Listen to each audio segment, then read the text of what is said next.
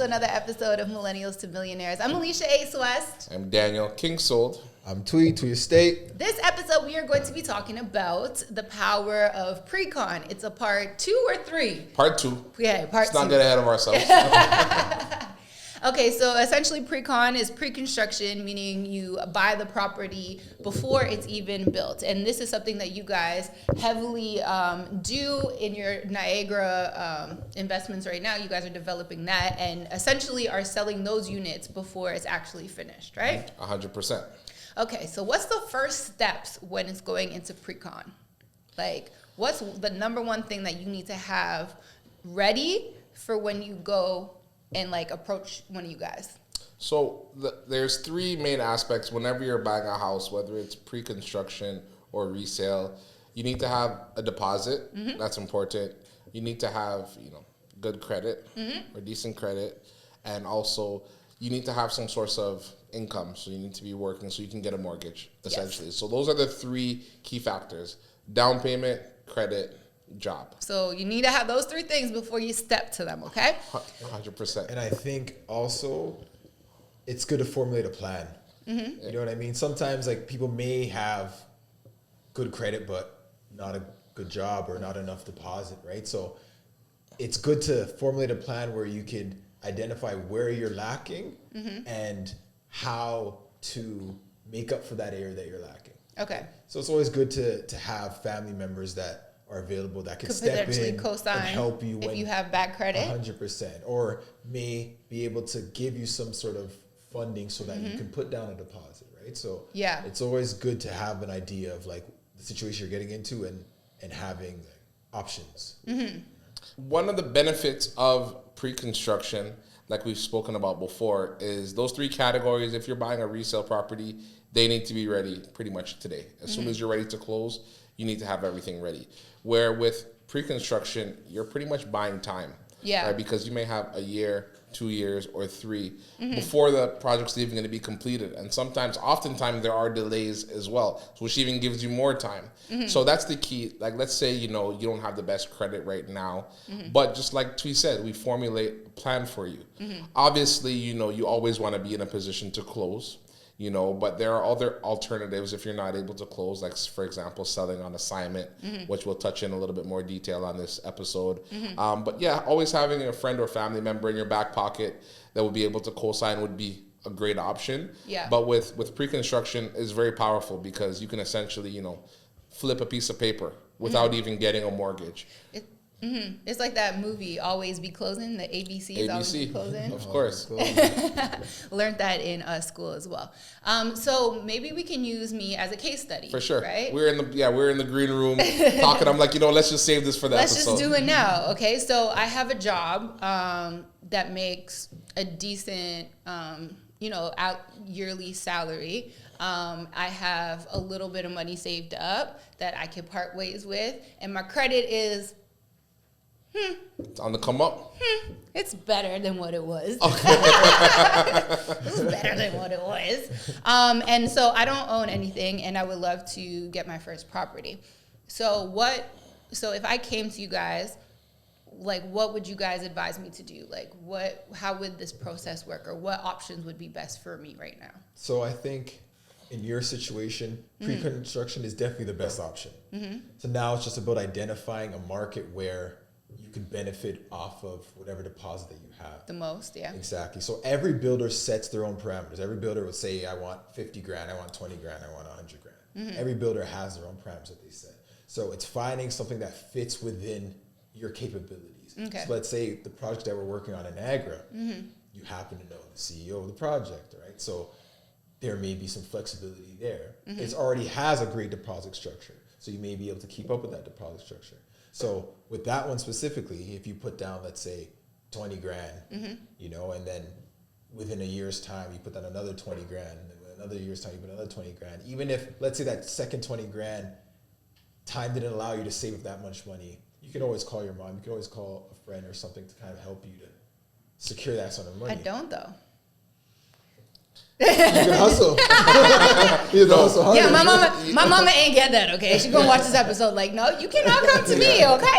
No, it's gonna all come from me, and I don't necessarily have a friend. But at least you'll know that the date in which that money's due, it'll allow you to prepare for that, right? Maybe you need to cut back on the Uber Eats. I don't do Uber Eats. I need to cut back on the sneakers. Yes. Bro, you have way too much kicks. Stop this. You have way too much kicks. Stop this. There's never too many. Cut back on your expenditure so that you know that you're working towards something, right? And I think that's what's most important for people to understand is when you get into pre-construction, it's a commitment. Yeah. Right? So you kind of have to go into it knowing that I'm going to have to pull whatever resources I can together to make this work. And I think once people have that mindset going into it, it'll allow you to be successful with it. And that's another thing. When you have a goal in mind as well, when you know that, okay, I have to have another $10,000 in the next 10 months, then you can work backwards as well. And you know, like, okay, I need to put out 10 posts, just like you said earlier. Well, yeah, I think that's the great thing about me is that now that I have a job that really does pay me well, so it pays all my bills and then there's still some left over.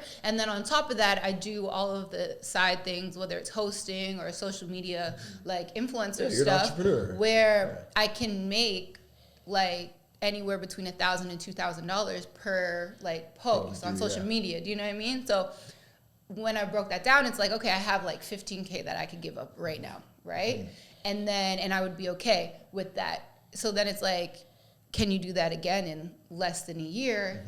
And I'm like, all right, cool. So if I need another 15 grand, then I gotta do like 10 posts maybe that average like 1,500, right? Yeah. Which isn't that much. Like shoot. Sorry,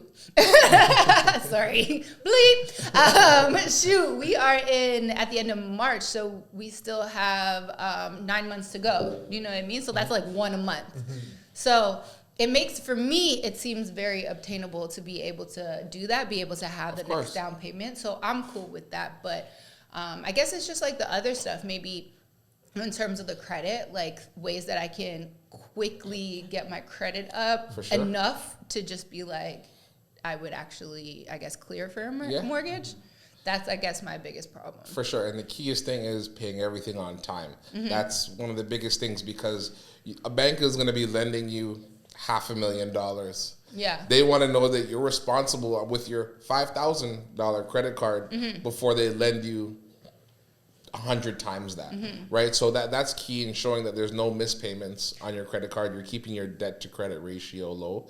They say keep it around 30%. So if your credit card's 10 grand, keep it 3 grand or less. So say like with my credit cards, I don't have that many credit cards. I only have 2 of them, right? Okay. But they are more than 30%. Do you guys think that I should pay those down to the 30% and then go from there and continue? Because like now I have everything on auto pay, so it just automatically takes everything out. I think you should try to get it to 0, and then now you work with that 30%. So now that 30% is what you utilize. So now it's like if you have, let's say, like Daniel said, if you have a $10,000 credit card and you get it down to 3 grand in terms of what you can expend, then you limit what you're using to 3 grand of that credit card. Yeah. But if you only paid it down to 3 grand, now you're still maxed out at your utilization. So you want to clear that, get it to 0. Then now, okay, I know that this is the amount of money that I'm working. But doesn't your like credit card score go down when you pay it to 0? Whoa. There's some people who've been tweeting how they've paid off all of their debts and it's gone down. That's why I've always Canadian? No, some are American. See, that's the thing. Like our system may be different, right? Yeah. I know they use like Experian, they use a different like metric to sort of gauge credit. But here it comes down to activity and your reliability in paying off that activity that you use. Yeah. Right? Got so you use it, but you pay it. You use it, you pay it. And it's crazy because if you have a credit card that's not used, what basically is kind of what you're saying, that can negatively affect you because it's almost like lenders see it in the sense that you're almost afraid to use that money. It's like you're not using it, right? So it's like a double-edged sword, right? Yeah, you well, gotta be cautious. My thing is like my credit cards aren't maxed out, but I barely use them unless I really have to. And they're just over the 30%. So for me, I'm like, I'm fine with paying them down to the 30% and then just not using them really, right? Because I really don't. I'm just like, let me pay with cash type of girl. But that's the thing. You can't let it sit higher than that. You want to still have activity. Okay. So just by paying it off and leaving it there, that'll help your score a bit, but it's not going to increase it dramatically. the banks want to see, you using it. They want to see your cell phone bills. They want to see you making your payments. They just want to see that you're consistent and you're reliable and you're responsible. That's what they want to see. If you're not spending anything on them, they have no proof that you're a responsible person, right? So earlier when we were talking in the green room in terms of investing, and you may not want to move to Niagara Falls right now, but it's somewhere that you can afford, right? So I have this philosophy where you invest where you can afford and rent where you live. Yeah. So if you have to be in the city because, maybe when COVID is done, you're going to still have to be commuting back and forth to work. That's no problem. You can rent in the city. I'm okay with renting. I've rented before. I'm even renting right now. As long as you have a plan, you're renting with a plan. And, growing up, single parent household, that renting is all we knew. I was the first person in my family to even own property and kind of break that generational curse. So renting is, a cycle where unless you have a plan, you're going to constantly be that hamster on a wheel. So if you can step out and take that 15 grand and invest it in a pre-construction in Niagara, maybe something that's, 300 to 400 grand. There are people that bought, for example, in our phase 1, and we can put up some demonstrations on the screen. They purchased, one of our units, like say for $264 was our entry level unit. That same unit right now is selling for over $330,000.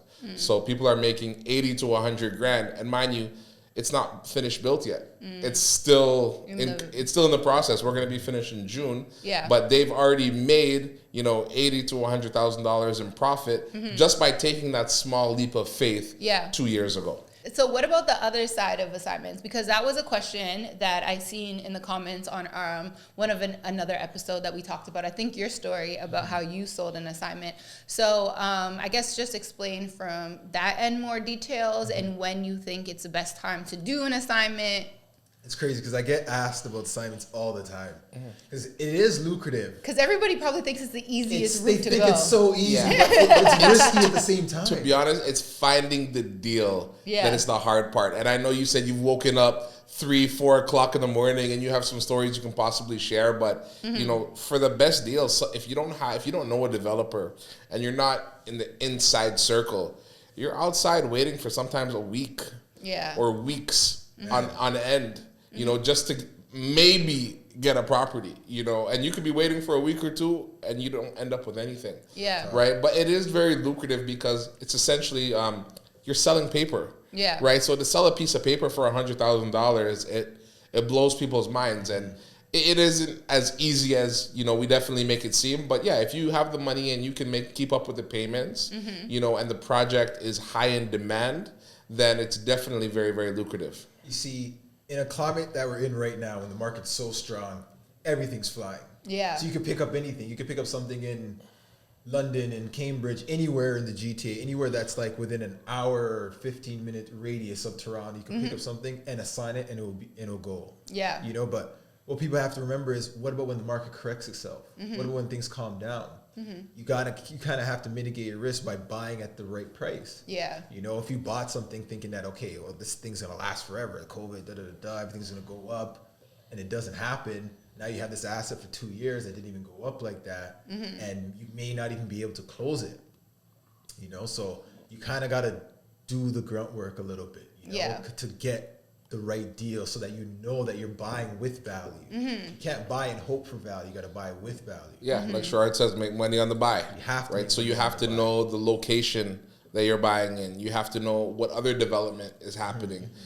For example, like Niagara, the GO train is going there. Yeah, that's an amazing thing, because now it's not a place that you just go to on the weekends. It's now going to be connected to Union Station. You can hop on it and you go straight to Toronto, so people can commute. And especially you can commute, but even with the climate of work from home, I don't think once offices start getting back open, I really don't think that we're going to be in the office all the time. The world will never be the same. Like my job has already sent out surveys to us asking how our work from home experiences is, how we would like to. Well, that's what they want to know. Whether we do like it, what do we think we need? Like more of, better technology, better home office setup. Maybe you need a bigger space.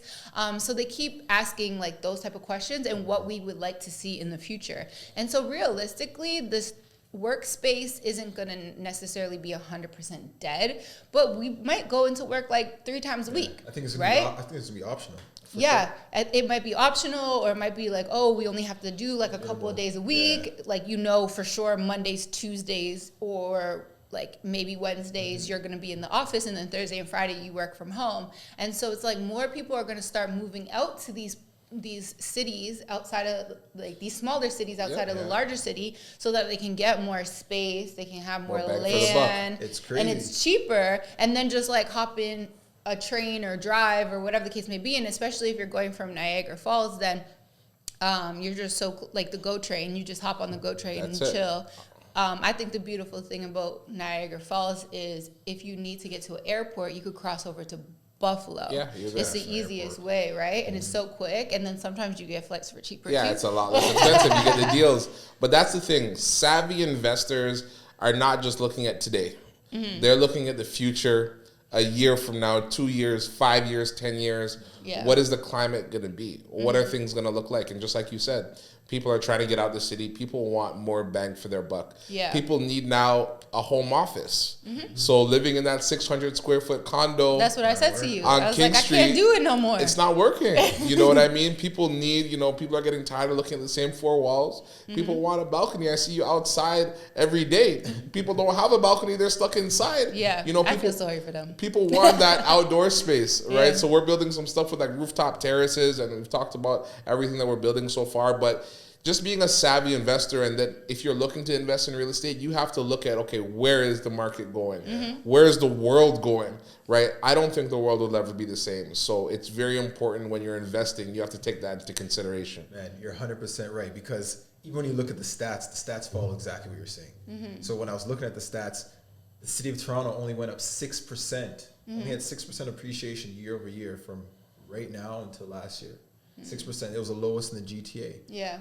Places like up north, like New Tecumseth, Innisfil, Barrie, Muskoka, up 30%.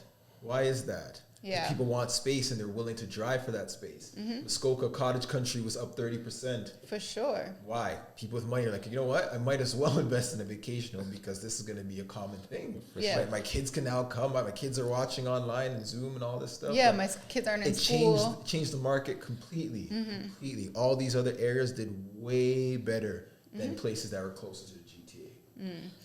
And what does... I have one question in regards to waiting in line for places. I overheard Sherrod talking about that too. So what does that even mean? Because when I think about waiting in line, I think about waiting in line for some sneakers. For sneakers, right? It's exactly the same. You know what? Tweet can tell you. I've never had to wait in line, to be honest with you. But, Tweet can probably tell you a couple experiences. It's exactly the same. You get your lawn chair. Yeah. And you pitch a tent if you want. And you sit outside and you wait. And this is all for pre-con. This is for pre-construction. This is a common thing. This has been happening for the last maybe 10 years, I'd say. For projects that are worth it. Projects that have enough hype, enough value, and it's worth it. It's really like buying hype sneakers. I've had a bad experience one time. One time, I was waiting for these townhouses to release. Yeah. Woke up early. I went there. Yeah. Now I'm sitting outside. I'm like, okay, it's moving good. I'm like second in line. Or not second, I was third in line. So I'm like, okay, cool. I go home, grab some food, come back. So I thought I had a thing going. I come back, I still see people. I'm like, okay, but my name's still there. Then it's getting later. It's getting into the night now. I'm getting kind of tired. I'm like, okay, let me go home. Let me grab a bite to eat. Let me at least shower. Like I haven't bathed since the morning. Yeah. So I bathed. I thought you were going to say 3 days. I bathe 3 times a day. Don't worry. So this was abnormal for me. Yeah. So now I go home, I'm eating, and then I get a little comfortable. After you shower, you sit on your bed for 1 second, and then you lean over for 2 seconds, and then before you know it, you're sleeping. I wake up in a frenzy. I'm like, oh, shoot. I'm in the middle of this, wait at this place. And then I rush back there. It's 2, 3 in the morning. I rush back there, and I go to the list on the door, and they'd crossed my name off the list. And I'm like, that's disrespectful. I'm like, who are these people to do this, But everybody's in their cars now, sleeping or whatever, So I go back in my car. This is winter time too. So I go back in my car. I'm sleeping, and then I'm sleeping with one eye open to see when they gather to go back to the thing. They write next meetup is at 4:30, So I set my alarm. Boom. I go up. I'm like, yo, what are you guys doing? like, you took my name off. They're like, you weren't here for like 4 or 5 hours. I'm like, what are you talking about? I've only gone for 30 minutes. Like, I'm like, damn, I'm gone for a minute. Yeah. And then I'm like, no, my name's there. I write my name like beside where your name originally was. And then I go back in my car, come back out for the next meetup. Cross my name. I'm like, yo, you guys better stop doing this. I start getting cheese now. I'm like, yo, you guys better stop doing it. It's like all these different people. And mind you, I'm the only black guy. Because I was going to say, they racist. Yeah, I I'm can the smell only it. black guy, So This is in Ottawa? this is in Ottawa. So there's only so aggressive I can be. Or they call the damn cops on you. Fast forward to 9 a.m. when they actually open. Yeah. And then the sales agents are now in the sales office, and I look through the glass. I'm like, hey, bro, like, like I've worked the people in there before multiple times. So I'm like, hey, bro, like, what's going on? He's like, yo, it's crazy, like, but I'm like, you're not gonna come talk to him? Like, yo, like meet me at the side, Then I went to talk to him at the side, and I'm like, yo, what's going on? Like, I have my name up here. I've been here. Like, people are not trying to let me go in. Da da da. He's like, yo, like, it's up to the people. Like, I can't do nothing. I'm like, bro, not the same guy that I used to sell 30, 40 units to 2 years ago, So I go back to the line, and they're all like pushing me, and they're like, everybody's like tugging on my arms, and I'm getting super strong with them. What the heck? This is for a house, mind you. This is not for anything else but a house. It sounds like a Jordan release, does it not? It does. But they Things knew are getting that aggressive. They knew that property would go up in $150,000, right? Everybody knew that. So they're getting aggressive with me. The guy opens the door to let like the first person in. And then the door like opens up just a bit, and everybody's like holding me back. I'm like, yo, let's do it. Get off me, I'm like, yo, I'm next. Like, no. Then it got so rowdy. Then the guy's like, yo, I'm calling the police. They called the police. I'm like, yo, I don't care. I'm staying here. I try to be the tough guy. I'm like, I'm staying there. I saw the police come up. Bye. I walked down the stairs. You could, because you'd be the first one to get arrested. Yeah, I'm the guy that called the police for. I'm like, ooh, like, sure. I don't like the police, No, so, you definitely fit the description. Yeah, and it's bad because as soon as I finally got to my car, there was like 3 of them. They came super deep. It's a house sale. It's not like it's not like a gang violence or anything, They came super deep, but they parked behind me essentially. Like there's one at the door, there's one still in the car, and then I could see them talking to the police officer, and I could see them pointing in my direction. Oh my gosh. Bro, my heart's You're pounding shook. at this time. Oh my God, my heart's pounding. He's like, I'm too pretty to go to jail.